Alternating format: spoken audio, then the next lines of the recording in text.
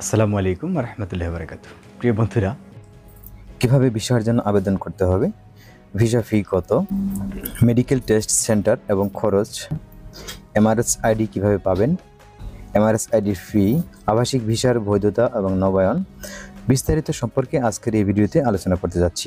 আশা করি পুরো ভিডিওটি জুড়ে আমার সাথে থাকবেন। শুরু করা যাক আজকের ভিডিওটি। কিভাবে ভিসার জন্য আবেদন করতে হবে।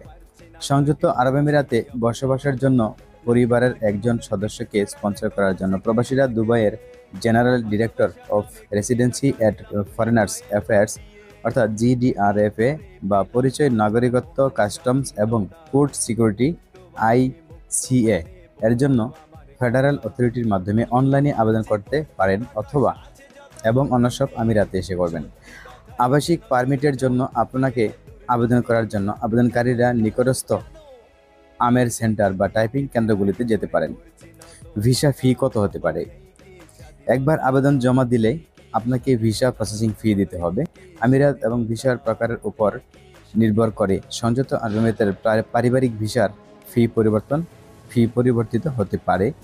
দুবাইয়ের জন্য জিডিআরএফএ ওয়েবসাইট অনুসারে পারিবারিক ভিসার জন্য ফি সাধারণত নিম্নরূপ দেওয়া হলো। রেসিডেন্সি পারমিট ফি 200 দিরহাম, জ্ঞান ফি হচ্ছে 10 দিরহাম, উদ্ভাবন ফি 10 দিরহাম, দেশের ভিতরে ফি 500 দিরহাম, ডেলিভারি হচ্ছে 20 দিরহাম। বিশেষভাবে বলা যায় যে যখনই রেসিডেন্সি 2 বছরের বেশি হয় তখন ইস্যুর ফি বার্ষিক 100 দিরহাম বৃদ্ধি পায়। আইসিপি ওয়েবসাইট অনুসারে আবেদন ফি 100 দিরহাম, প্রতি বছরের জন্য 100 দিরহাম, চ্যানেল পরিষেবার ফি 100 দিরহাম। মেডিকেল টেস্ট করার খরচ। একবার পারিবারিক ভিসার আবেদন কর্তৃপক্ষ কর্তৃক অনুমোদিত হলে 18 বছরের বয়সের বেশি পরিবারের সদস্যদের একটি মেডিকেল ফিটনেস পরীক্ষা করতে হবে। এই পরীক্ষাটি এইচআইভি, এইডস স্ক্রিনিং, যক্ষা, কুষ্ঠ, হেপাটাইটিস বি, সি সহ বিভিন্ন সংক্রামক রোগের জন্য স্ক্রিন করে। পরিবারের সদস্যদের জন্য রেসিডেন্সি ভিসা প্রক্রিয়ার সাথে এগিয়ে যাওয়ার জন্য পরীক্ষার ফলাফল অবশ্যই জমা দিতে হবে। দুবাইতে এমিরেটস হেলথ সার্ভিস পরীক্ষা কেন্দ্র, আল নাহাদা centre, Salah Al Din centre, Ibn Battuta centre, Al Khubaisi centre, dragon mart 2 centre, Al Baraha smart centre.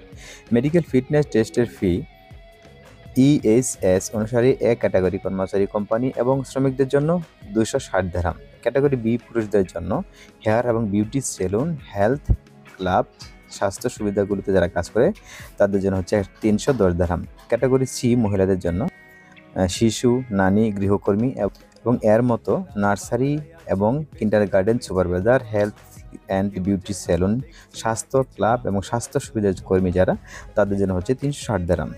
Emirates ID. ডাক্তারি পরীক্ষা ক্লিয়ার করার পরেই আবেদনকারী এমিরেটস আইডি পেতে এবং তাদের পাসপোর্ট, রেসিডেন্সি ভিসা স্ট্যাম্প লাগিয়ে এগিয়ে যেতে পারবেন।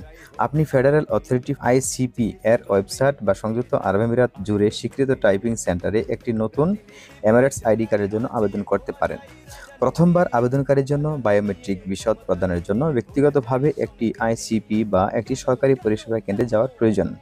এছাড়াও আপনাকে একটি আবেদনপত্র পূরণ করতে হবে যা আইসিপি ওয়েবসাইটে এবং তাদের মোবাইল অ্যাপের মাধ্যমে অনলাইনে পাওয়া যায়। একটি এমিরেটস আইডি পাওয়ার খরচ 370 দিরহাম। জরুরি পরিষেবার জন্য অতিরিক্ত 150 দিরহাম ফি যা গ্রাহক সুখ কেন্দ্রগুলিতে করা হয়। আবাসিক ভিসার বৈধতা এবং নবায়ন। ফ্যামিলি রেসিডেন্সি ভিসা সাধারণত স্পন্সর ভিসার স্ট্যাটাসের সাথে আবদ্ধ থাকে এবং 1 থেকে 3 বছরের মেয়াদের জন্য জারি করা যেতে পারে।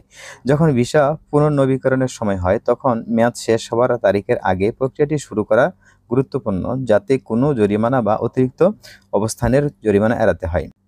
নবায়ন প্রক্রিয়া প্রাথমিক আবেদনের অনুরূপ। রেসিডেন্সি এবং ভিসা প্রবিধানের যে কোনো পরিবর্তন সম্পর্কে অবগত থাকা অত্যন্ত গুরুত্বপূর্ণ। সংযুক্ত আরব আমিরাতে জিডিআরএফএ এবং আইসিপি ভিসা এবং আবাসিক বিষয়গুলোর তত্ত্বাবধানকারী প্রাথমিক কর্তৃপক্ষ। প্রিয় বন্ধুরা, এই ছিল আমাদের আজকের ভিডিওর বিস্তারিত আলোচনা। আশা করি আপনারা বুঝতে চেষ্টা করেছেন। আর অবশ্যই যদি বুঝতে কোনো জায়গায় মিস্টেক হয়ে থাকে অবশ্যই ভিডিওটা আবার দেখবেন এবং সেই যেখানে বুঝতে পারেন সেখানে বিস্তারিত নিয়ে মতামত পেশ করবেন। আর যদি আমার কথাই কোনো সংবাদে ভুল হয়ে থাকে তার জন্য আমি ক্ষমা প্রার্থী, আন্তরিকভাবে দুঃখিত। আর যেহেতু খবরটি অবশ্যই দুবাই ভিত্তিক খালিস্তান পত্রিকা থেকে নেওয়া, সেহেতু অবশ্যই ভুল না হওয়ার সম্ভাবনা বেশি। তারপরেও যদি কোনো ভুল ত্রুটি হয়ে থাকে অবশ্যই ক্ষমা প্রার্থী। আর অবশ্যই পরবর্তী ভিডিওর নোটিফিকেশন পাওয়ার জন্য চ্যানেলটি লাইক দিয়ে সাবস্ক্রাইব করে পাশে থাকবেন। ধন্যবাদ আজকে ভিডিওতে সাথে থাকার জন্য। আল্লাহ হাফিজ।